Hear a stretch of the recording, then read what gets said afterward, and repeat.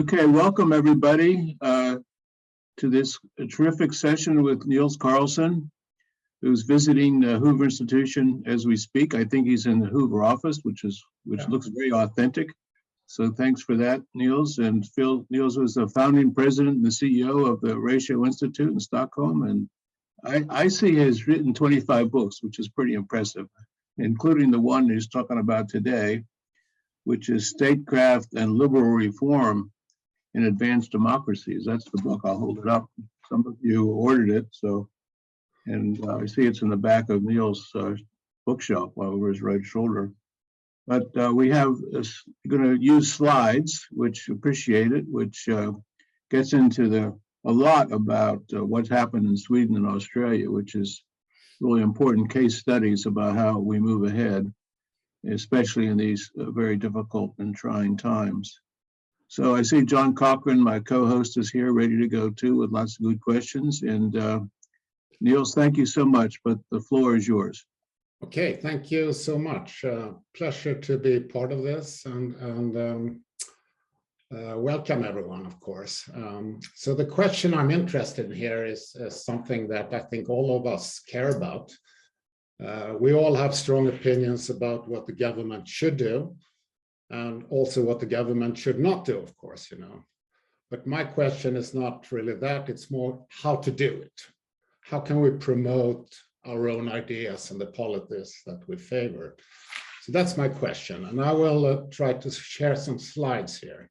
So this is the book, and the puzzle I'm interested in is, of course, that we all know there's a great need for liberalization in the European sense, classical liberal way, lowering taxes, strengthening property rights, rule of law, and so on, in almost all advanced democracies, but also, I would say, in the rest of the world.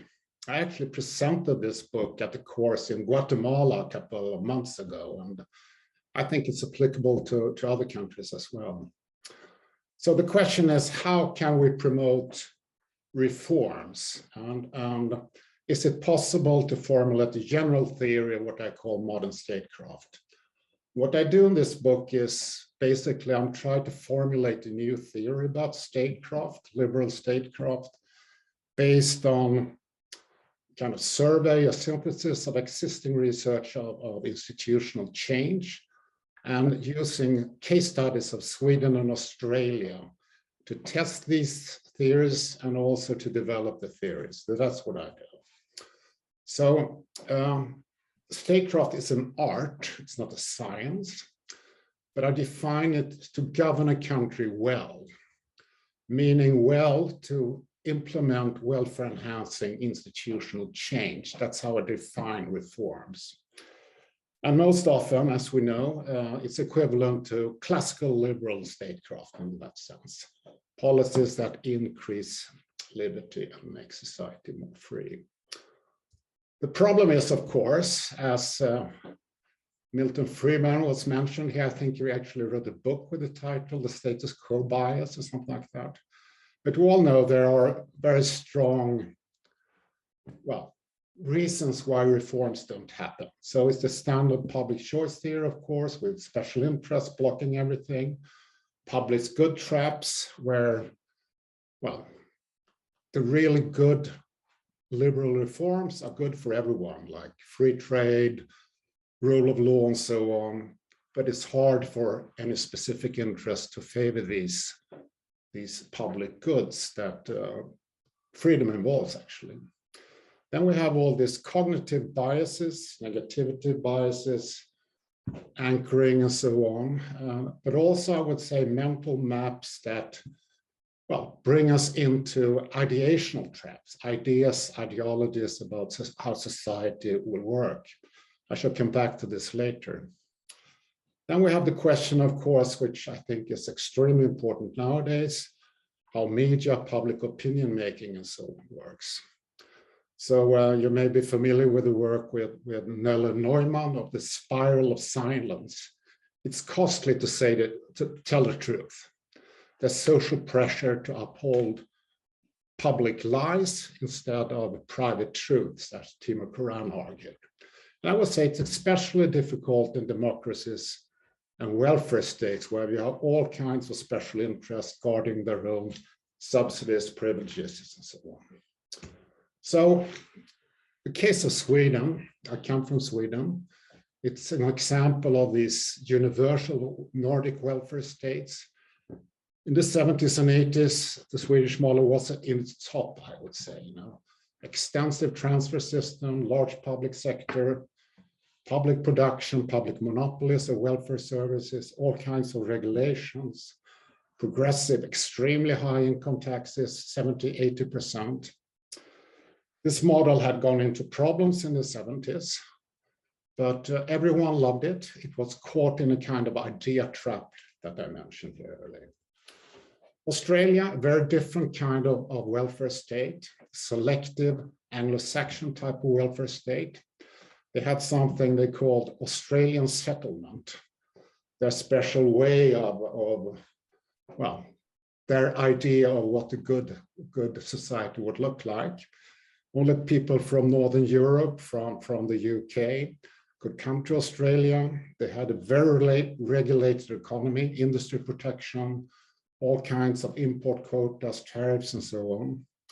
Wages were set in arbitration courts based on what a male bread earner needed to support his family, not in any kind of negotiations or individual wage setting or anything. Very paternalistic society, parts of the British Empire, of course. Also, the Australian model went into serious problems here in the 70s, 80s. Well, these two cases can in a sense be said to be, well, extremely hard to imagine that reforms would happen. So many public choice reasons, so many ideational reasons, so many cognitive reasons made these lock-ins very, very strong. But it still happened. So this is the Economic Freedom Index, which I think you're all familiar with. So from the early 80s, both Australia and Sweden started to reform their countries. In the case of Sweden, among the OECD countries, Sweden was the country that increased economic freedom the most if you disregard the size of government here. They have these three dimensions here of economic freedom. This doesn't tell the whole story. It was more radical reforms than this, actually. So some years later, this is the front page of The Economist. Both Sweden and Australia had, in a sense, changed their social models in such a strong way, kind of paradigmatic change. So the question is, of course, how could this happen? And what I've done in the book, I've gone through all these reforms in Sweden. For 25 years, you have consecutive reforms going on, sustained liberalization going on here. Not just for a few years, but for a number of years coming. You could look at this kind of interesting way. You started with things like deregulation of credit markets, deregulation of foreign exchange markets, and so on. But then came, privatization of kind of energy, postal, telephone, railway, public services of various kinds, tax reforms, sales of state-owned companies. The top guy on the left here is Olof Palme, a social democratic prime minister, quite left-leaning, and his successor, Ingvar Carlson. In fact, out of these 25 years, these reforms were implemented for 18 years by the Social Democrats, who loved this, still love this, famous Swedish model. Then in 1991, Carl Bildt at the top here, center-right government from the moderate party in Sweden, coalition government, for a couple of years introduced choice in welfare, school voucher systems, and so on. He was kicked out in 1994. I worked for that government, by the way, for a few years. In 1994, the Social Democrats came back with the guy in the middle to the right, Göran Persson. on a platform saying we're going to restore the good old welfare state. But instead they kept reforming. So they tightened up the budget processes, they started to cut public spending. In fact, they cut down social spending by 30%. The Social Democrats did. Then in 2006, we got a center-right government again, with the Reinfeldt is his name there to the right. We abolished wealth taxes, all kinds of reforms. One could notice, by the way, the reform in 2004, the tax reform where you abolished the inheritance tax and gift taxes. The initiative from this came from the former Communist Party. They favored this in order to support small private businesses. How did this happen? Sweden is, of course, not the libertarian paradise. That will take some more years to achieve, I think, but we changed the trend here. Public spending is down. Regulations are down dramatically, I would say. It's been very successful. This slide shows the real wages of white-collar workers. And it's more or less the same for blue-collar workers, actually. So from mid-1990s up till today, real wages for ordinary people in Sweden has increased by plus 60%. It's kind of astonishing international big comparison to the US. Australia, my other example. Similar but not identical story. To the left here, we have Bob Hawke. He was a former leader for the Australian Congress of Trade Unions. Bit of an alcoholic, but quite popular among industry and among people. He won the election in 1983 on a very leftist platform. Instead, he started to implement, well, classical liberal reforms in many ways. So the first thing was to float the Australian dollar, deregulating financial markets, a bit similar to Sweden. Continued with tax reforms. And remember, this is the Labour Party. This is the Labour Party who implements this. Paul Keating, that's the second guy to the left here, finance minister. He started also he became prime minister later on. Tariff reforms, cutting down all these protectionist measures, introducing competition policies, macroeconomic reforms, privatizations, deregulations, and so on. They brought down bargaining from this kind of arbitration system to the firm level, much more radical in Sweden compared to Sweden, that we still do collective bargaining and all this. Well, pension reform, something they call superannuation, kind of funded system where you have your own account. People invest them in land, in private properties, and so on. They were kicked out. 12 years, the Labour Party were in power. And then came John Howard, the guy to the left, from the Nationalist Party, was a coalition government with the Liberals.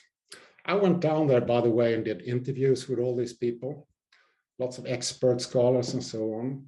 Extremely interesting. I love this country. It's a fantastic place. Central bank independence, industrial relations reform, public sector reforms, welfare reforms, privatization of employment services, and so on.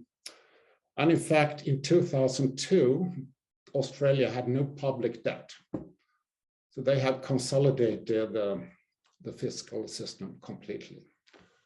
And they actually went through the financial crisis in 2008, 2009 without any public debt at all. Quite impressive, isn't it? So this slide shows how the effective rate of assistance to manufacturing industries in Australia changed, and this was done unilaterally. This was not GATT or WHO reforms and so on. They did this, and the interesting thing is it was done to support ordinary people in Australia. So I will come back to this. There are big differences here between Sweden and Australia, how the reforms came about, how this was done. So the theory is basically this. It has 3 parts. I call it the reform cycle, a couple of reform strategies, and something I call polycentric learning that I think can explain this, and I think this theory is applicable to other countries. So the standard model, I would say, for economists is to explain institutional change in this way. This is like, public choice people, Douglas North, even Karl Marx would fit in here. When technologies change, trade change, well, something happens with the economic social conditions, then, the power of different interests change, and then institutional change. This model, of course, can be developed in various ways. So the lower part of this slide shows, I would say, the Acemoglu-Robinson model, the institutional economics model, where you have good or bad policies or institutions in time period 1, which in turn affect economic social conditions, affect power resources, which affect institutions' policies in time period 2. And so then it goes on, of course. But the problem with this model is, in a sense, that Sweden and Australia, in contrast to many other countries, reformed a lot. How could they do it when the rest of the world did not? Why did they succeed in doing this? So in order to avoid this kind of deterministic model here at the bottom, there's a field of research where you introduce ideas, beliefs, values into this picture.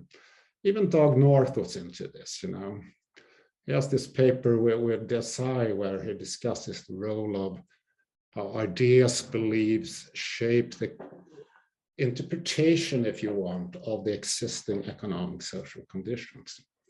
So my view is that ideas, beliefs, and values, I will expand this a little bit, condition how we interpret, well, the economic social conditions. Well, so far the model has really no agency. So there's also big literature about policy entrepreneurs here. That's the guys who make this happen, in a sense, And they work with ideas, of course, but they also work directly with the power, interest, and so on in society. They are extremely important, I think, if you want to understand how to promote institutional change. So I simplify this model, I synthesize this into something I will call the reform cycle. So in a sense, it starts with these ideas that are used to interpret what goes on in society, ideas that are used by policy entrepreneurs, which interact with power resources, changes institutions, and changes the economic social conditions and so on. And the important message here is really that it's a top part of this cycle that is important. I think we focus too much on the lower parts where we study this, both in political science, but also in economics. What really is important are the ideas and the role of policy entrepreneurs here. So policy entrepreneurs, and here are a few examples from Sweden and Australia. As I said, they develop and articulate these ideas. Very importantly, they form what's called advocacy policy coalitions with people who may favor the same goals, perhaps not have the same values, perhaps not do it for the same reasons. But in order to have influence, this is what happens. And they activate these power resources and use a number of reform strategies that I will return to. The top guy here to the right is the chief communication officer of the Swedish Confederation of Industries. So this confederation was a corporativist organization doing collective bargaining and so on. He, together with some other people, made this organization into a pro-market activist policy entrepreneur with strong resources. The second guy, very interesting, Australian, is the secretary of the Australian Congress for Trade Unions, a labor union guy. He became a policy entrepreneur favoring classical liberal reforms in Australia. The third guy is Ross Garnaut, a Labour supporter and a professor of economics at Australian National University at Canberra, also favoring of these reforms. The fourth guy is Assa Lindbeck. You may have heard of him, kind of Swedish, a famous Swedish economist. He was also extremely important in this process. I'll come back to him later. And the guy at the bottom is a social democratic finance minister, who's also Felt is his name, very important to understand this. But of course, most important were the ideas. And ideas can be divided into two parts in a sense: beliefs, how we interpret reality, and values. And research is very clear, it's hard to change values, it's easier to change beliefs. And these green boxes comes from Peter Hall, a UK political scientist who worked on the Thatcher reforms. So it distinguishes between what he calls instrument settings. That's like a marginal tax rate, bringing it down from 50 to 45% or something. That's fairly easy. If you change the policy instrument, if you say, let's say you want to promote social mobility or equality or something in a country like Sweden, if you say, no, it's educational policies, it's not, marginal tax rate, which is the thing to achieve you want to change. That's harder. But what's really hard, of course, is to change the overall values and goals of policies. If you manage to do this, you can change the worldviews, the policy paradigms. And this is actually what happened in Sweden and Australia. So it's interesting, people like Hayek and Friedman, they visited both Sweden and Australia. But ideas, of course, came from the other places, and with examples like Thatcher and Reagan. So in this picture, actually, doesn't interrupt because Doug Owen has a question about maybe the delineation is not so clear. Maybe Milton was involved in policy. Doug, you want to comment? Doug? I'll comment a bit later. Okay. Some questions. Later. Okay. Sorry. Okay. No, please. You're welcome to ask questions. I'm happy with that. So I put in some of the actors here, So ideas were picked up from various sources, examples from other countries, OECD, IMF was very important in Australia, individual scholars, university institutes, but of course also very importantly, central banks, governmental agencies. I will give some examples of this, academics, think tanks, and so on. Then you have these power resources who are also, affected the process in various ways. So it's a kind of complicated picture, but that's how it worked in these two countries. So these policy entrepreneurs, and this is a new thing I developed in this book, can use three different types of reform strategies, and I call them Popperian, Konian, and Machiavellian. So the first kind, and you all know about Karl Popper, philosopher of science, author of The Open Societies and Enemies, and so on. This would be the academic method, right?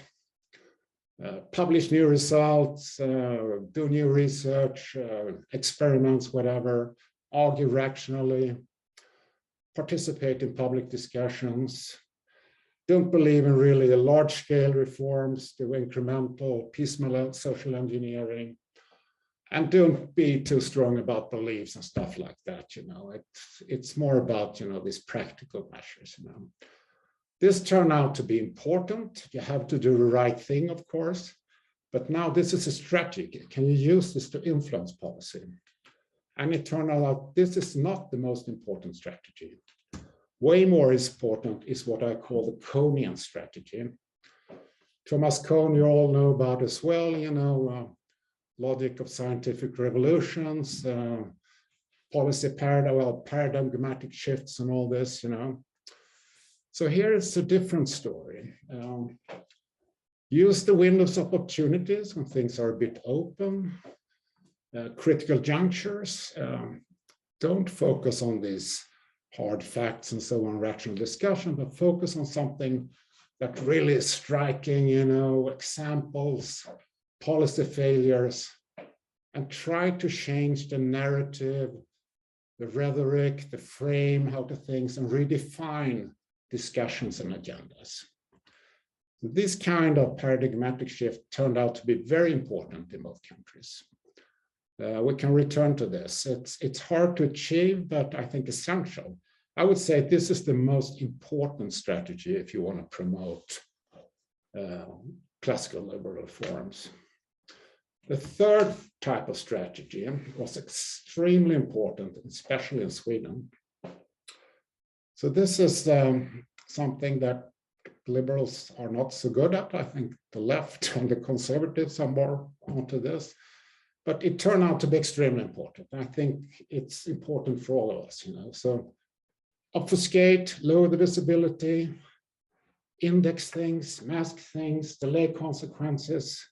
Don't say that you're going to cut down social expenditure, index them instead, so they don't change. People don't realize it. In Sweden, they took away enormous housing subsidies without telling the electorate anything about it. They just did it, Split the opposition, be smart, play off one group against another, compensate some losers, but not all, of course, just enough to create a coalition. Don't show your real interest, spread the blame on others, and beware that the others do it. So this turned out, I would say blame avoidance is a very important thing here, not credit claiming. This turned out to be a very important strategy by the Social Democrats in Sweden. So in contrast to Australia, where the Labour Party said we do this because it's good for people, it's good for the consumer, it's good for ordinary workers. In Sweden, the Social Democrats more said that something like, well, we have to do it because the other guy screwed it up, or, well, they use blame instead of credit claiming as a strategy. So Nils, Sebastian is a quick. Please. Yes. Okay, I'll come back later, just like that. Fascinating, but I have lots of questions, but let's wait a little bit. I'm looking forward to your questions. That's splendid. So this is now go to a couple of cases to illustrate this. So this is the very important and radical cuts in tariffs and import quotas and stuff like that in Australia. And you should remember that industry, the private sector, loved the regulations. They loved, these tariffs because it protected them. Australia had their own car companies and so on. So the interesting thing here, it started with a guy on the top here. His name was Alf Rattigan. He was a bureaucrat. So he was chief of the tariff board, the agency that administered and measured the tariffs. That was his role. But he realized himself that this was crazy. This was disastrous. This hurt Australian economy. This hurt Australian consumers. So just by himself, he started to publish reports explaining that tariffs was a bad thing for Australia. Well, this got some support from something called the Crossroad groups. And the second guy to the right here is Wolfgang Casper. He's from Germany originally, but a member of the Montpellier Society and so on. He moved to Australia and became very active, a classical liberal activist, you may say. And he started to favor these kind of ideas as well. But it was actually the Labour Party, as I said before, that introduced these reforms. Bob Hawke and this Bill Kelty from the Australian Congress of Trade Unions. And they did this with something they called an accord, a corporativist arrangement between the labor unions and the government. So they circumvented the cabinet, the minister, the parliament to do this. Some of these policies involved, of course, well, income policies, some favors to workers, but that was what was needed to bring down these tariffs. Very impressive. And as I said, with this pure consumer perspective, simultaneous changes and so on, and all strategies were used. The second very interesting example is a very important major tax reform in Sweden in 1991. It was partly inspired by the Reagan reforms and by the Thatcher reforms, but way more radical, actually. So they shifted around the tax base in so many different ways to a much larger extent than they did in the US or the UK. And this guy to the top here, Bengt Westerberg, he was the leader of the Liberal Party. And in the election campaign in 1988, they had this proposal as their major, thing in the election campaign. And the Social Democrats decided to make them into their main enemy in the Swedish elections. So they portrayed the Liberals as, really unfair, really bad guys, trying to favor the rich and so on. 2 years later, they made a coalition between the same parties implementing a more radical reform than the Liberal Party themselves had suggested 2 years earlier. Very ambitious, bringing down marginal taxes, capital gain taxing, broadening tax base, made simultaneous changes in all kinds of areas, which made it very hard to determine winners and losers in this reform. And very important here were economists at the Ministry of Finance. They were the key policy entrepreneurs. Erik Åsbrink, that's the second guy to the right here, was a Social Democratic secretary of the Department of Finance. The Prime Minister didn't understand this, so, he was more or less free to do it. So this was an extremely Machiavellian reform in many ways, but very, very successful. Everyone was against it. Everyone opposed the reform. Now everyone in Sweden think it was the best reform ever for us. Third example, and this is an interesting one. In the mid-70s, the labor unions and Social Democrats in Sweden really wanted to implement, and they actually implemented the real socialist scheme, taxing the profits of private companies, putting the money into funds controlled by the labor unions that bought up shares in the same companies. So it was a very devious way to socialize private industry in Sweden. And if this reform, this wage earners fund, as they were called, would have been implemented in full scale, in 30 years, all of Swedish private industry would be socialized. So this, of course, triggered opposition from parts of the private sector, but some of them wanted to make compromises and negotiate and so on. But the major family, capitalist families with the Wallenberg family, actually appointed their top CEO, Kurt Nicolas, as chairman of this Confederation of Swedish Enterprise. This guy had a very strong idea focus, a very virtuous guy. And together with Sture Eskilsson, I mentioned him before, the communication officer there, they started a pro-market campaign that went on for 15 years. So they had hockey stars, they had ABBA singers, as in these posters, they had things on buses, on railways, everywhere in Sweden, promoting free markets. So they started new policy entrepreneurs, think tanks, publishing houses, and they mobilized the members of this formerly corporativist organization to make actually demonstrations in the street. 100,000 private entrepreneurs demonstrated in the streets of Sweden, of Stockholm, to stop this wage earners fund. But it took until 1992 with the Carl-Bildt government to have this abolished. So they used a combination here of strong arguments, facts, and so on, but very much about framing, shifting the perspective and so on how to promote reforms. So I'll take a last example here. This is an example where the attempts to promote reforms failed, actually. So the top guy here to the right is Jan Hewson. He was the leader of the Liberal Party. And in contrast to many of these other guys who promote reforms, he actually said what he wanted to do. So he said, I'm going to change the system. We're going to make such a radical reform that Australia becomes, really a free market society.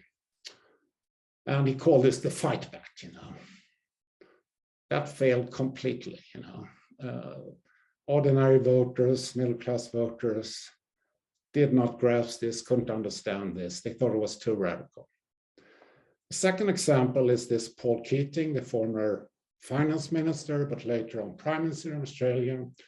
He also wanted to change the perspective of Australia, the self-image of Australia, with something he called the New Australian Policy. That also became way too radical. It, favored multiculturalism, pro-Asia, cutting ties. He wanted to get rid of the Queen, as the head of state in Australia. Well, the voters didn't like that at all, of course. So they failed because they weren't smart enough implementing these reform strategies. So I would say now that these case studies, that's my result in the book, shows that this reform cycle fits quite well, both for the overall process, but also for the individual reforms. And all the reform strategies were important, not the least the Machiavellian ones, but most important, I think, were these idea-based Konian strategies. So you both have to do the right thing, know what to do, but also know how. But I have two remaining puzzles here, and that's, first of all, why did not the bad guys take over here? Why did not the leftists promote their ideas and so on? And populists nowadays, we would ask. And how did the collective action problems evolve and these liberal reforms be solved? So then I use Eleanor Vincent Ostrom's idea about polycentric governance here. So this is in a sense an argument. Well, this developed from the case studies themselves. So what happened in these countries was that, of course, you didn't have the right answer. You didn't know what to do, really. So it was a process of learning that went on here, with harsh public discussions, strong opposition, and so on. And interestingly, it took place in the central zone. This is a concept that comes from American sociology, it was called Edward Childs. So it's not an elite in the standard sense, kind of wide zone of who really decides what's important in a country, what really counts. So it includes people from the cultural sector, from journalists, from all kinds of people who are in a sense important for deciding what's really the problem in a country. And this is how it happened in these two countries. It was largely a top-down process where these groups learned from each other, and once one of these groups were in power, implemented reforms, their opponents often kept the reforms because they understood they were important in the long run for the country. The shadow in the future, shadow of the future, in a sense, were long enough for also people who oppose things in the short run to realize it's good to get the new budgetary process, it's good to get rid of public debt and so on. So this was very important. And this took, of course, lots of analytical skills. Well, to wrap this up, modern statecraft, the art of governing well by implementing welfare-enhancing liberal reforms, take place within this reform cycle with these reform strategies, and it requires this polycentric experiential learning. And it looks like this, and my last slide is this. So if you want to promote classical liberal reforms, really have to analyze what goes on out there, if immigration is a problem, if inequality is a problem, if schools are a problem, conquer the idea arena with your own ideas. Promote policy entrepreneurs who really can work on this. You can become one yourself. Don't be afraid to make coalitions with others, even when you don't agree about everything. Invest in power resources. It's about power. The game of politics is about power, right? Remember, it's not only ideas. And don't be afraid to use all kinds of reform strategies. So thank you. That was the summary. Thank you. Thank you so much, Nils. We have lots of people who have already raised their hands. Maybe Casey, you still have a question about reversals. Do you want to go do that? Yeah, I mean, I saw a great contrast between Australia in the last 2 years and then the Australia you described. I agree. wonder if your analytical framework can explain that, or that's a puzzle, or. Oh, I have a chapter in the book of why the reform process is stopped. So in Australia, it actually stopped in 2007. In Sweden, it stopped in 2010. And when I went to Australia, I asked people about this. Why did it stop in 2007? How could you made all these reforms? And some people said, well, maybe we had fixed everything, or maybe we were tired of having these struggles of reforming things. Well, my own answer in the book is that I think we became complacent in a sense. We thought we had won. You never win this game. We didn't develop our ideas. We didn't promote the policy entrepreneurs we needed, because of course, both Sweden and Australia have enormous challenges with integration of foreigners or how to handling all kinds of educational, healthcare policies and so on that doesn't function well in our countries. But our side has basically been absent in these discussions, and we haven't developed ideas to adapt them to new situations. So that's my answer, actually. I mean, Australia, since 2017, I think they had like 6 or 7 different prime ministers. They haven't been able at all to continue doing good reforms. So it's one of the puzzles I'm interested in. I try to provide an answer in the book. Yeah. So Katrina, Dudley, you had a comment about Bob Hawke. You want to repeat that? Oh, no, I was just defending him since you called him a slightly much of a drunk, that he was not only a beer-setting champion, he was actually a Rhodes Scholar. And it's a well-known fact in Australia that he actually used an R all the time in his language to actually make him more relatable to the to our wage workers. So he actually kind of went away from his Rhodes Scholar beginning, and that's why he was such a successful PM there. And then Nils, your point about Australia is actually exactly right. We've had as many prime ministers as Italy in terms of change in the last decade and a half. So it's my point about Hawke. I mean, Hawke was fantastic. He was the guy who started it, and he dared to do it, and he managed to get the support to do it. And it's quite astonishing,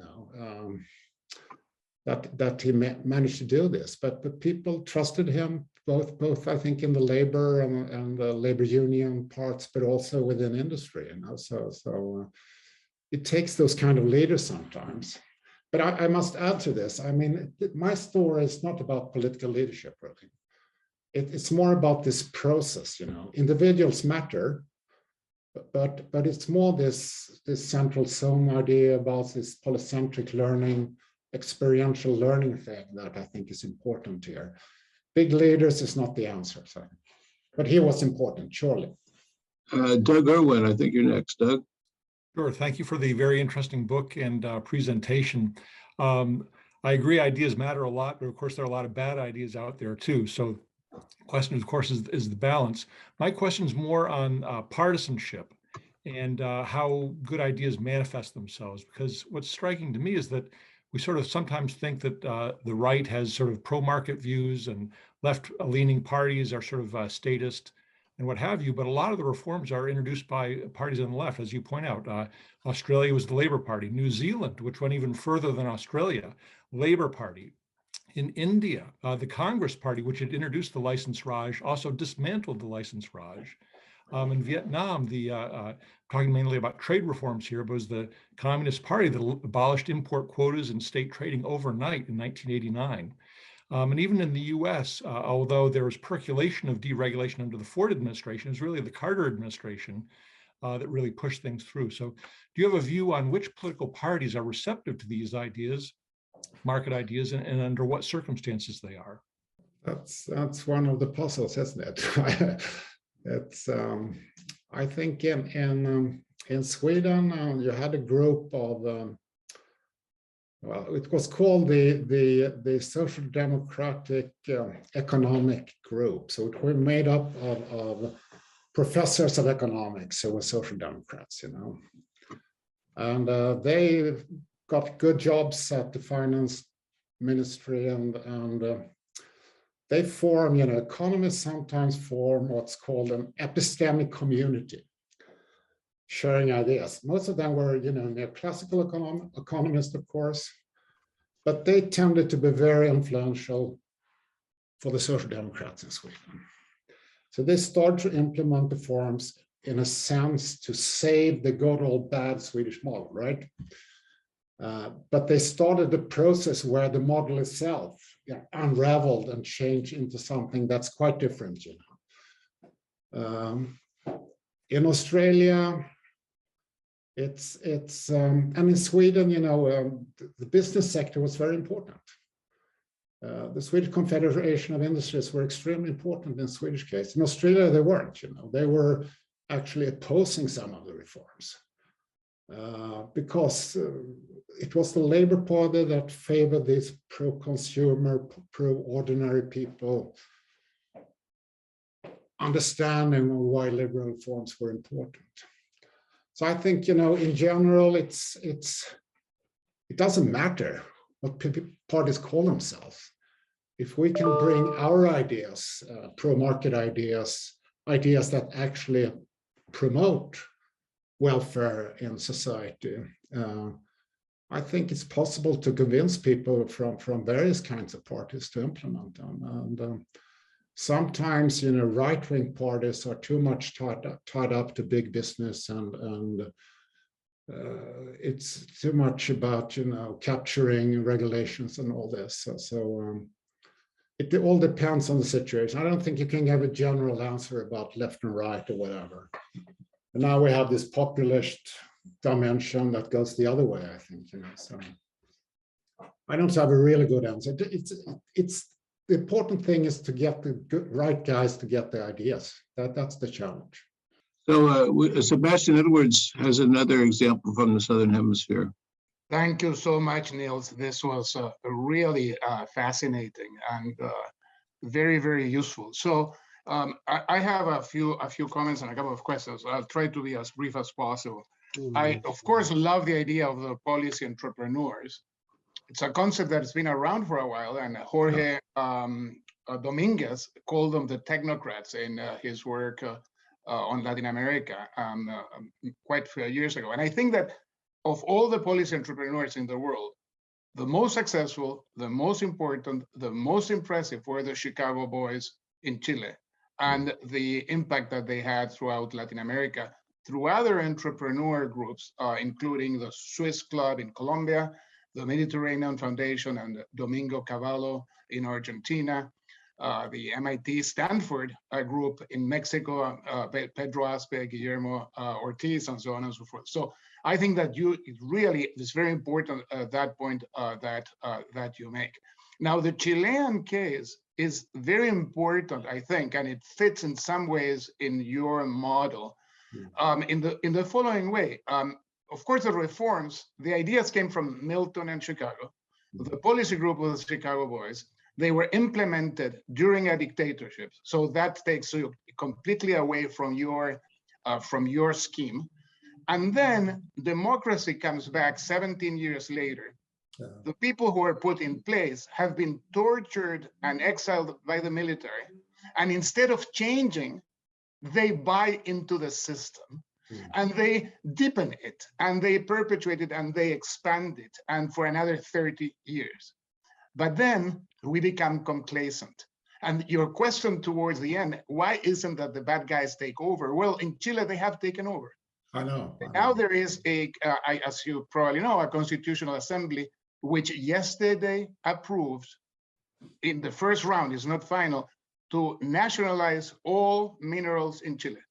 So Chile is going back 50 years because of complacency, because of completely ignoring what you have called the Konian approach, which is persuade people in a narrative. It was the left which created this narrative that allowed them to do exactly the opposite. Their ideas are the opposite to the liberal ones. So I think that it fits so nicely what you've done. It's very, very important. Let me get to the questions. The first one is a matter of language.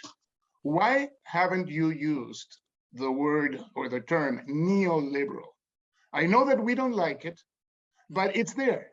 And I am not sure if ignoring it is from our behalf, rather than trying to use it in a more precise way, is the right way to go. Number two, what about the crisis theory of reform? Bob Bates and Ann Krieger, which of course is close to John and to all the Stanford group, started that theory. You need a big crisis, which I think neither Australia or Sweden had. So there is something different there that I think one has to look into. And the final one is the issue, sequencing. Yeah. Does it make in your model a difference in which order you're putting the different reforms, or should you do them in any order as fast as you can, given the politics? In the late 80s, early 90s, we spent a lot of time trying to do, and Nick Hope was there at the bank, and we worked with Anne and so on, Deepak Lal, trying to determine the optimal sequencing. And I'm not sure what your model says about that. And the final one is compensation. As you said, reforms hurt some groups, benefit others, and you have to find ways of compensating the losers. So the traditional way, which failed in every Latin American country, was you lower import tariffs. That hurts some people, but the exchange rate, there is a real devaluation, real depreciation, which compensates others. And the real depreciation always failed because of big capital inflows. So compensation, if the compensation mechanism, it seems to be failed, then the reforms become very, very shaky. So anyway, great work. I'm really happy, and I hope that you, in a next version, add the Chicago boys and that experience. Well, I think, thank you so much. I'm very interested in the Chilean case. I think it's extremely important for all of us. What's happening in Chile is, of course, partly, as you mentioned, can partly be explained by how, these reforms took place and what kind of political setting it took place. But the backlash is so huge, that it's a message, I think, for all the world, what goes on there in Chile. And I think you're spot on. I mean, first of all, in Chile, you didn't really have this, what I call polycentric experiential learning. You didn't have the public discussions. You didn't have, people weren't really part of the process of doing it. I think it's a long run, that's important. But also you need these narratives. You need these Konian perspectives. And they are extremely important in times of crisis, but they're always important. And I think classical liberalism, I use the term liberal, in the European way, but I call myself a classical liberal, sure. Crises are extremely important, but as you all know, a crisis can go the other way. I mean, usually countries who end up in crises do the wrong things, right? Latin America is full of examples like that. So the key thing is here to have the right ideas around there and being supported by key people in the situation of crisis. People who really are influential in this central zone that I mentioned. And that has not been the case in most countries of the world. In Sweden and Australia, you have people like that. In Sweden, we had a big crisis in the early 1990s. Public expenditures were up to 73% of GDP. Can you imagine? Public debt was in the size of Portugal or Greece or something. And that crisis was used, I would say, especially by Asa Lindbeck, this Swedish economist I mentioned. So there was something called the Lindbeck Commission that made many of these proposals that later on became implemented by the Social Democrats, which is so interesting, So finally, sequencing. I think both countries started with the easy things, that with low visibility, very Machiavellian in a sense, deregulating foreign credits, financial markets. People don't understand this, But in the longer run, you really have to take the discussion. And I think we need to get away from this easy compensation, the losers and so on. It's more about winning the idea agenda, and really try to make these ideas dominant in society.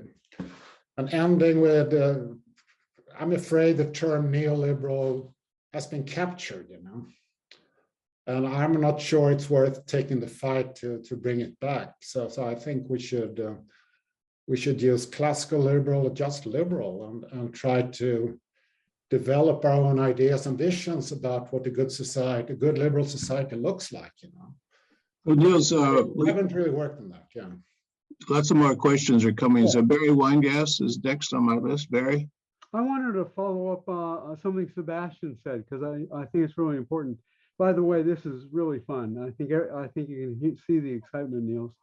Anyway, I want to follow up something Sebastian said about sequencing, because I think that's critical, and I want to think about politics, not economics. So one of the things that happens with reform is that it affects, obviously, different people in different ways. And so if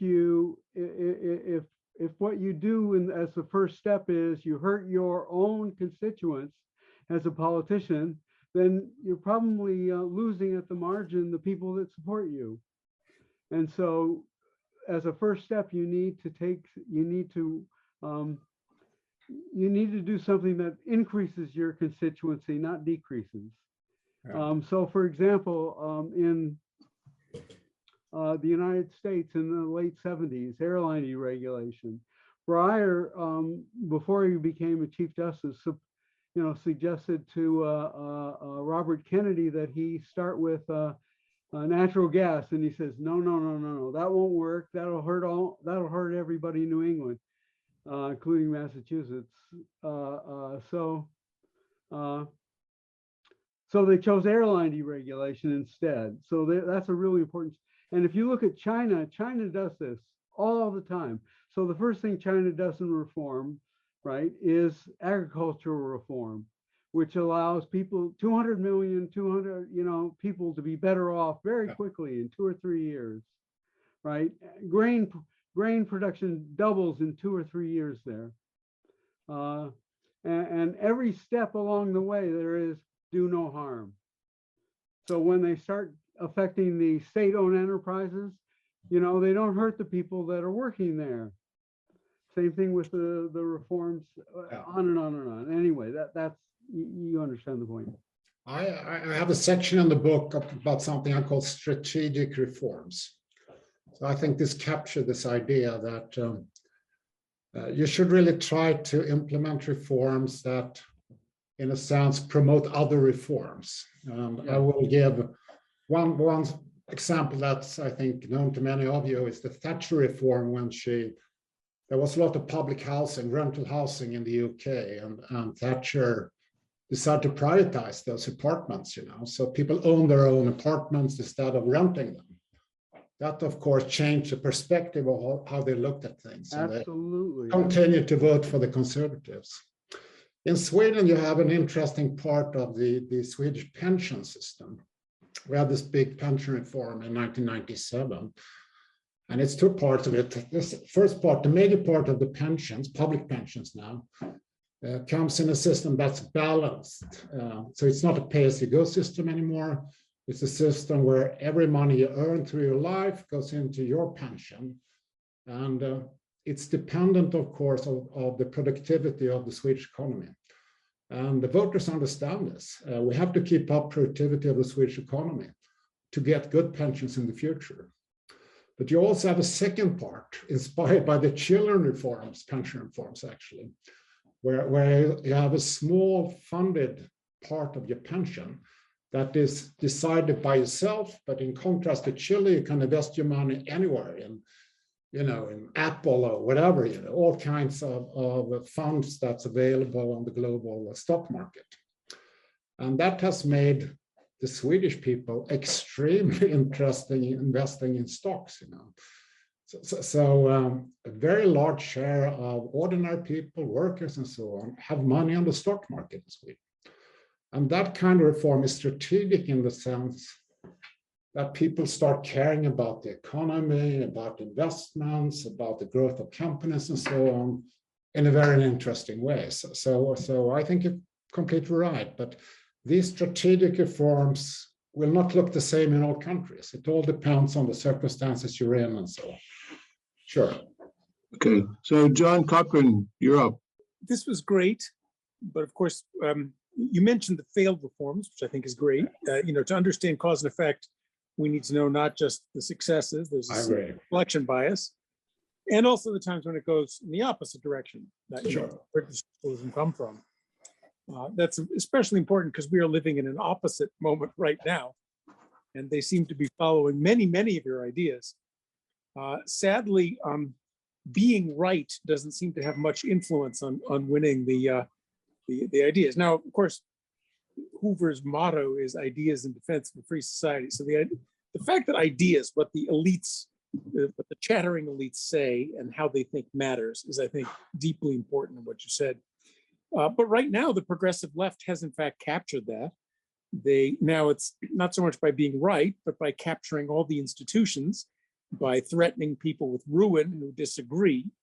But we certainly seem to be in a moment going in the opposite direction, using many of the same strategies, which leads to sort of a question, why the events that you mentioned seem to happen, yes, in sharper crises. Mickey Levy pointed out in the chat, very importantly, European sclerosis doesn't seem to lead to a desire for reform. You need sort of a crisis that makes it obvious, but you need a moment that's less partisan. You need people. Right now, our parties both want to sort of lead you on a crusade to reform society. The left on one, the populist right on the other. It's sort of a moment of we got to get together and figure out the problem here. But anyway, your thoughts on why are we losing? Why is the progressive left using the same techniques and capturing the realm of ideas? When does a reform break out as opposed to one of these misbegotten crusades that leads the world of ideas down you mentioned values, that's part of it. When it becomes an ethical, moral, religious crusade, as opposed to a how do we fix this seems to be part of it.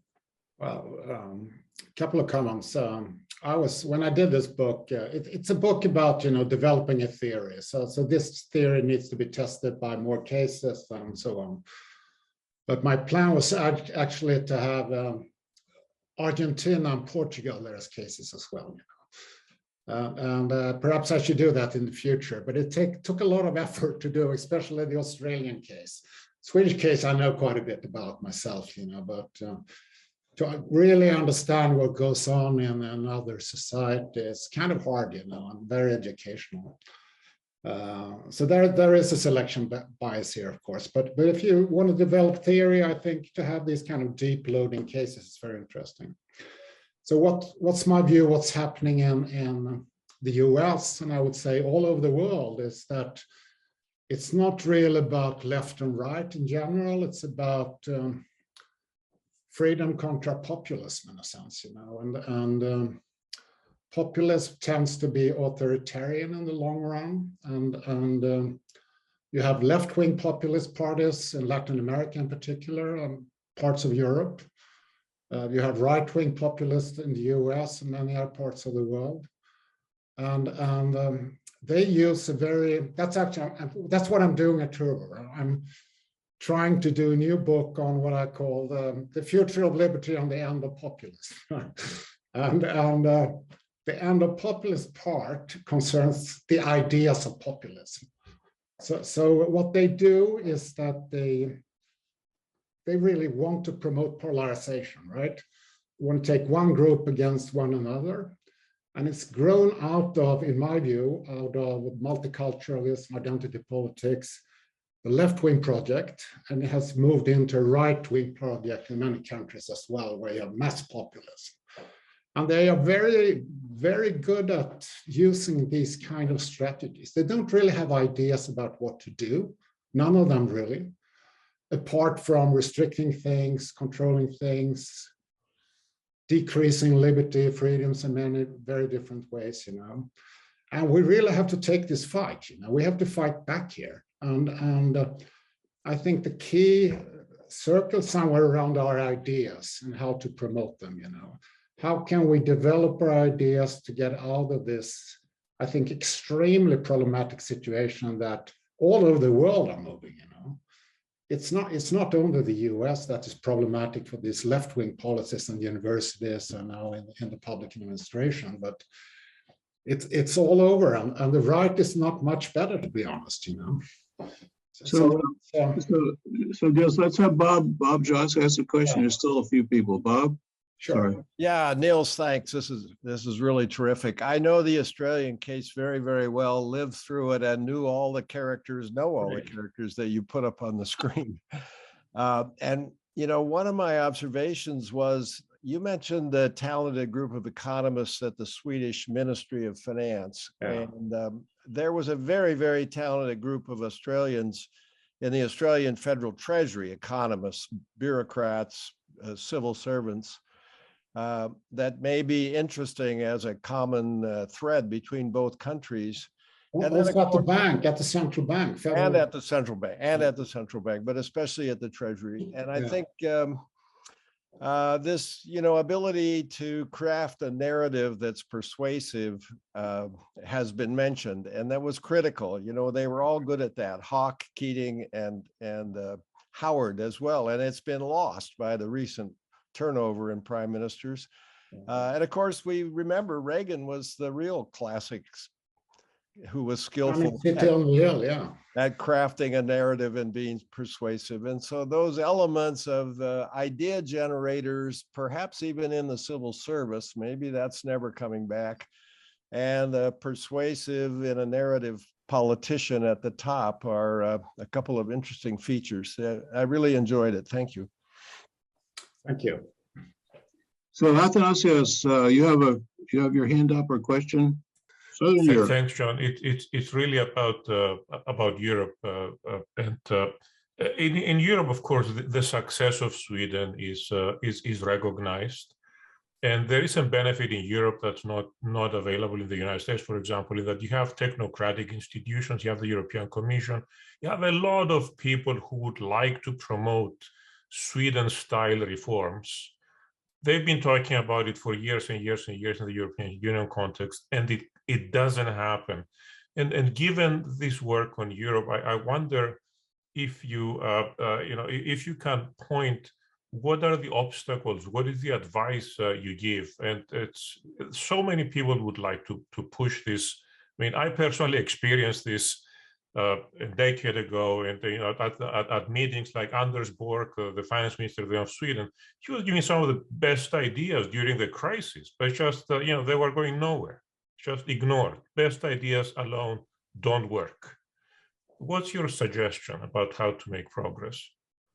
Well, Anders Borg is a good friend of mine, you know, and he started out as a classical liberal, I would think, libertarian even. Became the prime minister in Sweden, and they used all kinds of, I think, strategies. They used strategies of triangulation, you know, like Bill Clinton, taking over the rhetoric of the left in a sense, supporting the welfare state, didn't want to get rid of the labor market relations and so on. That tend to be disastrous in the long run for the Reinfeldt government that Borg worked for. Now, I think, you know, Sweden and Australia, in a sense, have an advantage in the sense that They are still high trust countries. We still believe in that the government can do good things, and we trust our fellow citizens in many ways. That is not the case in most countries. Most countries are more divided. But one should remember that Sweden now has, I think, 20% of the population living there were born abroad, you know, so it's a larger share than the US. So Sweden has become very pluralistic, and that may be one of the reasons that the reforms have stopped as well, of course. But I think, you know, what really explains, we have a strong, I mean, if you take Hoover institutions, that's very important in the US, but we have more institutions like that in Sweden. Of course, smaller, but has been very influential, like my institute, the Ratio Institute, but there are other institutes in Stockholm. So I think it's an idea thing. When you discuss the European Union, I find nowadays it's very problematic. They try to implement the former Swedish welfare state on the European level, with something they call the social pillar and many other strange things, minimum wages and everything. So I'm actually fighting the European Union nowadays. I was a big fan of it. So I think the European Union may run into serious problems in the future. They do many bad things at the moment. But with the idea agenda, support policy entrepreneurs. That's basically it. Yeah. So Christopher Ford had a couple of comments. Chris, you want to, a person for experience here?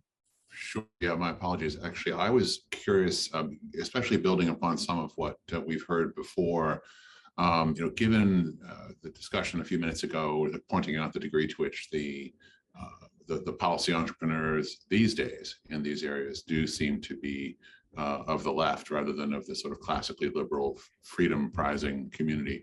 What does a defensive strategy look like? I mean, on the basis of how you have studied this, and I certainly took your points in the slide deck about the importance of you know, using different strategies to advance a positive agenda. What about the defense game? How would you recommend one think about the challenge of making sure that the bad idea policy entrepreneurs don't win? Well, it's I think the core is we have to be better at develop our own ideas, you know. So we basically don't have a good narrative nowadays, for example. What is a good society from our perspective? How do we look at human flourishing? How do we look at communities? How do we look at families? Or what's our story here, you know? In a sense, I think it's problematic that we've been so successful on the economic side. You know, economists have been so important in the Montpellier Society, at Hoover, at many other places. We haven't brought in the philosophers, the people from the humanities and so on. They're not part of our gang anymore, really. You know, and we should bring them in and start working on this. It's not going to be a quick fix, you know. I'm afraid that, you know, Jonathan Haidt and people like that are onto something when they more or less say, you know, that human nature, in a sense, favors these tribalist ideas, you know. And we have to recognize that's the case. So how do we fight tribalism? You know, but we have to take on that challenge. No one else would do it. So, okay, Elena Pastorino, you had a question, comment? I guess that's it. Well, we're about out of time anyway. That's all I have written down. Actually, one question I have. It seems to me you have to have people that go do both things. You know, Milton did a little bit of both. We said that at the beginning, but you have to have experiences on both sides, or you get narrowed. Have you any thought about that, Nils? And we'll finish off. Yeah, no, I actually write a bit about like that. You have to find a division of labor here, of course. And I mean, we should focus on what we're good at. Milton did both. I mean, he was out there debating and free to choose books and all this, you know. Most of us should focus on the ideas about both the Popperian strategies and the Konian strategy, I think, you know, but we shouldn't, get into politics, all of us, but we have to advise those people, We have to be better at communicating how our ideas can promote a good society. And we haven't really done that well lately. That's the left has been better at that. That's a sad story. So as I think you said the other day yourself, I think institutions like Hoover, the Rothschild Institute, many other places like this around the world are extremely important. Yeah. We're back to a situation a bit similar to, well, the 50s and the 60s in a sense, So I noticed John Cochrane finishes, we all have a lot of ideas, that's for sure. So we just have to get them out there. Yeah. Your comments and all the suggestions are terrific. So thank you so much for joining us. Thank you for all the comments. It's been great. Thank you so much. Enjoyed it. And please contact me if you want to have further discussions with me. Thank you.